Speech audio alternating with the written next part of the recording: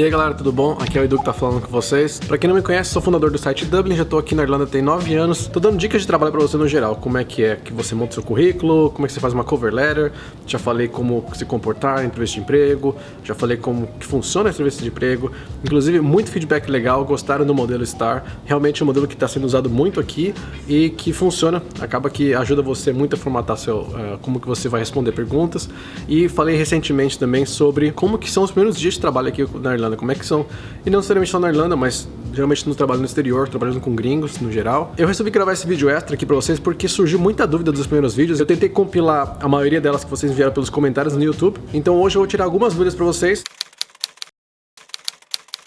Vamos lá, eu resumi aqui as perguntas, então não vou citar todos os nomes de todo mundo que perguntou, é mais assim um compilado do tipo de pergunta que foi feita, aí eu vou responder esse tipo de pergunta. A primeira pergunta que surgiu foi sobre trabalho e estudo, porque no Brasil é muito comum, inclusive eu fiz isso, é você tá na facul e aí você tá trabalhando de dia, você trabalha o dia inteiro, sai do trabalho pra faculdade à noite. É comum isso aqui na Irlanda? Não é comum, porque as pessoas geralmente elas focam no estudo, acabou os estudos, depois que elas vão começar a ingressar no mercado de trabalho. O que elas fazem? Elas têm um trabalho que é geralmente trabalho temporário, que é o que a gente chama de subemprego, talvez no Brasil, onde elas vão trabalhar às vezes num café, uma lojinha vendendo coisa, ou sei lá, vão trabalhar com alguma coisa que é mais um bico, digamos assim, para pagar as contas ou para ajudar eles a terem uma graninha para o final de semana, enquanto eles terminam a faculdade, e aí depois disso que eles vão ingressar no mercado de trabalho. É muito comum isso, então o mercado aceita você ter 25 anos de idade e ter zero experiências na sua área ainda, então é normal isso.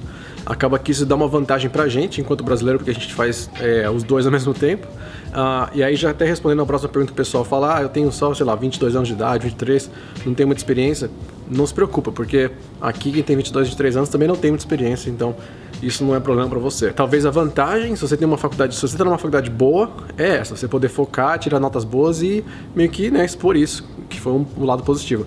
O lado ruim é justamente o oposto, você tá numa faculdade que não é boa, tá estudando, sabe, fazendo facul por fazer, pra ter no currículo, e não tá com experiência de trabalho, então você entra meio que sem nada, sabe? Outra pergunta que surgiu também, talvez relacionada à questão de universidade, é pessoas que falam assim, eu faço administração, e não é um diferencial. Realmente, fazer administração não é um diferencial comparado com engenharia, por exemplo, mas é tão genérico e te dá uma base tão boa que você consegue várias outras coisas, então você tem que pensar pelo lado positivo também. Se você quiser se especializar em alguma coisa, vai depender do que você faz bem, o que você quer fazer para sua carreira. Se você está incerto disso ainda, entra no mercado de trabalho, numa vaga que seja genérica, você vai começando a aprender e aí você vai vendo que você gosta mais e que você gosta menos, e aí você direciona a sua carreira por ali. Porque você tentar fazer uma especialização logo de cara, assim, sem saber o que você gosta, às vezes é um negócio que você não gosta, às vezes é um negócio que não tá em alta, enfim, é difícil saber o que tá em alta e o que não tá em alta daqui 5 anos, porque pode ser que mude tudo de novo, sabe? Outra pergunta também foi em relação ao currículo, né? Vale a pena colocar o perfil tipológico, aqueles tipos de perfil que fala assim, essa pessoa é uma pessoa introvertida, que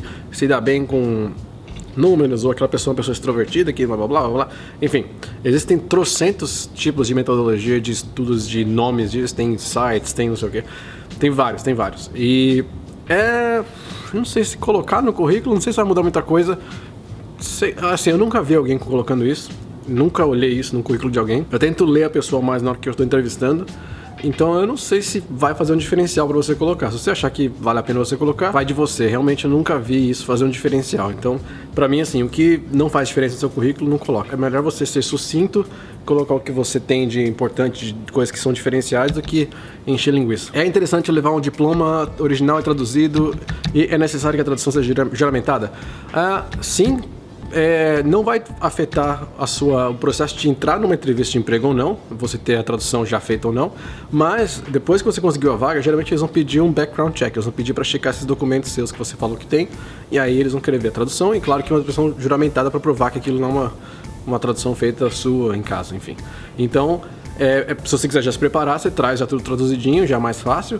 Se você quiser esperar para depois que você conseguir a vaga, você vai atrás e manda traduzir, vai de você. Eu faria antes, já deixaria tudo resolvido, então sim, traga a tradução de todos os seus diplomas, certificações juramentadas. Como que é o segmento de call center na Irlanda? É um dos maiores segmentos, na verdade, porque como eles fazem suporte para vários lugares do mundo e vários lugares da Europa, você precisa sempre de gente que fale um idioma que não seja o inglês. Então, acaba sendo um mercado bom para quem é brasileiro, porque sempre tem um suporte para dar para o mercado português ou o mercado brasileiro mesmo. Então, você tem aqui muita empresa que dá suporte, por exemplo, para do Google mesmo, Google Maps, você tem empresas que dão suporte para áreas de videogame, tipo Xbox, Microsoft. São os call centers que são terceirizados, né? E que eles vão precisar de alguém que fale um pouco de inglês, mas que seja nativo em algum outro idioma, que fale muito bem um outro idioma, que é o que ele vai dar o suporte. Então, você vê muita gente aqui fazendo isso, você vê muita gente de vendas também fazendo isso aqui, porque eles querem vender para outros mercados. Então, realmente, call center é um mercado bom. Se você quiser, vai atrás, procura isso. Você acha que o currículo deve ser escrito em português e em inglês? E aí tem uma outra pergunta relacionada se meu LinkedIn deve ser em inglês. Sim, em inglês, claro, que ninguém fala português aqui, então coloque em inglês. A próxima pergunta. Muita gente fala que gosta do nosso perfil. Isso é um feedback do Brasil, tá? Gostamos muito do seu perfil, da sua postura para o trabalho, mas buscamos alguém com mais experiência. Depende da vaga que você está aplicando, né? Acho que o oposto também acontece. Inclusive, já aconteceu muitas vezes o oposto aqui, que a gente fala assim, acho que você tem muita experiência para essa vaga. E aí a gente nega a pessoa por isso. Não é tão estranho quanto você pensa, por quê? Por mais que a pessoa esteja desesperada para entrar naquela vaga, naquele momento, que ela está sem emprego, enfim. Às vezes ela é uma pessoa que está se relocando no mercado, ela tem muita experiência e quer voltar uns passos atrás, acaba aqui sendo um risco para a empresa, porque ainda mais uma empresa startup, porque tem dois problemas aí. O primeiro problema é, uma pessoa entrar num cargo muito júnior para ela vai se encher o saco muito rápido. E ela, às vezes, não vai querer receber ordem de um cara que não seja tão senior quanto ele, ou ela, que é o chefe dela no momento. Então, melhor evitar esse problema, pegar alguém que esteja realmente naquele começo, que vai estar aberto a receber feedback. E claro que isso é um risco, porque às vezes você realmente estava aberto para receber feedback, mas por conta dessas montes de experiência de trabalho, a gente achou que seria um risco, enfim. O outro problema é que quando você está numa empresa tipo Dropbox, tipo Zynga ou qualquer startup, é que as coisas não são tão definidas quanto seriam numa empresa muito grande, já muito estabelecida no mercado. Comparando, por exemplo, com uma IBM, assim, uma Microsoft, que já tem processos para tudo, tem formatos disso aqui, tem uma pessoa que faz aquilo. Aqui ainda é muita coisa que você resolve na hora e não existe um processo para isso ainda, você tem que criar um processo para isso. Às vezes você tem que ser muito hands-on de fazer as coisas você mesmo. Então, de novo, vem um cargo gerentão, diretor, enfim, que seja, ele está acostumado a ter pessoas que fazem isso para ele. Então, vou dar um exemplo bobo aqui, tá? Um diretor hoje em dia no Brasil, geralmente tem uma secretária que vai agendar as reuniões para ele, vai cuidar da agenda dele, enfim. Aí o cara chega numa empresa que está começando, ele vai ser diretor, mas ele não tem uma secretária e ele tem que cuidar da agenda dele. E ele não pode deixar de cuidar, porque ele tem que fazer as reuniões, tem que fazer as coisas. Só que às vezes o cara não está acostumado e perde muito tempo com isso, e aí o cara começa a se frustrar, porque ele fala, mas que saco, sabe? Eu tenho que ficar fazendo agenda, por que eu não tenho uma secretária? E aí começa a exigir coisas que não existem, né, na empresa, porque a empresa não está naquele momento ainda. O oposto também, porque as pessoas, ela não tem experiência suficiente. E aí você tem que fazer é procurar uma vaga um pouco mais júnior, talvez tentar aí garear mais experiência, mais anos, e aí tentar aplicar de novo para a vaga, ver se dá certo. Me prolonguei aqui um pouco, mas espero que tenha explicado essas dúvidas. A cover letter, ela é inclusa no currículo ou ela é separada? Ela é separada, são dois arquivos separados que, geralmente, na hora que você aplicar para uma vaga, eles perguntam, eles colocam aqui, anexe aqui seu currículo e anexe aqui sua cover letter. Então, eles vêm separados. Você pode grampear tudo se quiser e colocar junto, mas são dois arquivos separados. Me formei em 2016 em engenharia química. Tá, a pergunta aqui eu vou tentar resumir e deixar um pouco mais genérica, mas é uma pessoa que se formou em engenharia, mas não fez um estágio convencional, fez um estágio que na verdade foi uma pesquisa em conjunto com uma universidade federal.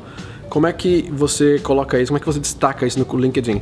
Coloca como se fosse uma vaga de emprego. Coloca lá, eu trabalhei, entre aspas, né, como estagiário na Universidade XPTO, e aí você coloca lá o que você fazia, suas responsabilidades, o período, como se fosse realmente um cargo. Você cadastra como se fosse um cargo de emprego.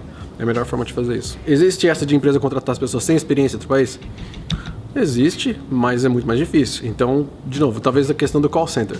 Acontece muito de gente que nunca trabalhou em call center na vida, nunca teve suporte na vida, entrar aqui para trabalhar numa área de suporte técnico ou de suporte, enfim, de qualquer outra coisa, para aquele mercado específico. Então, muito brasileiro entra aqui e trabalha no Google Maps, por exemplo, que é terceirizado e é uma empresa que dá suporte para o Google Maps.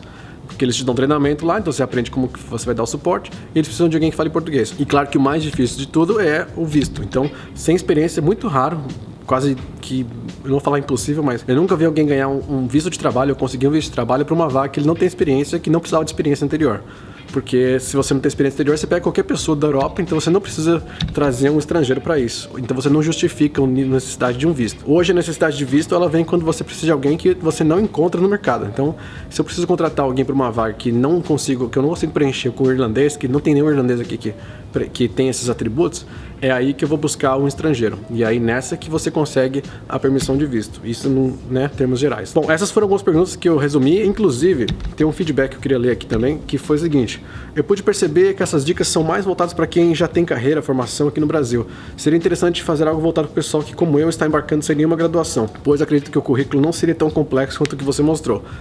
Já foi o que a gente comentou lá no começo, e outras dúvidas que o pessoal perguntou. Quem tem 22 anos de idade sem experiência nenhuma, ou eu recebi fui negado da vaga porque não tem experiência.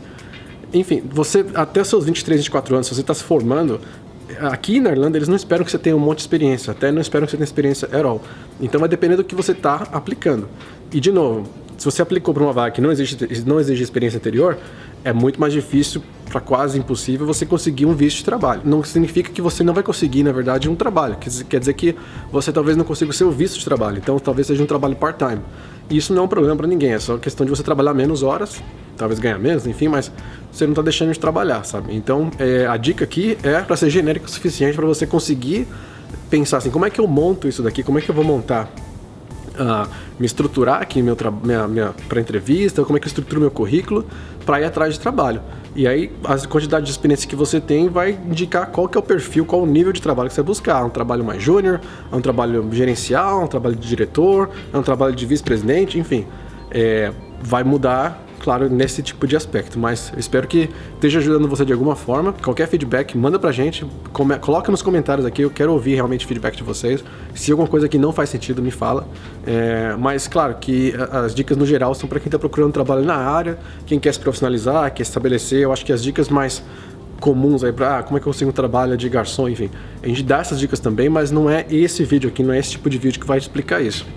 São outros 300 vídeos que a gente já fez também no passado, mas que contam mais detalhadas essas outras coisas. Tem inclusive experiências de pessoas que a gente entrevista, que contam pra como é que é e tal. Tá apagando a luz aqui, quer dizer que tá na hora de acabar o vídeo. Então, não esquece de deixar seu comentário, de se inscrever no canal. Valeu, tchau!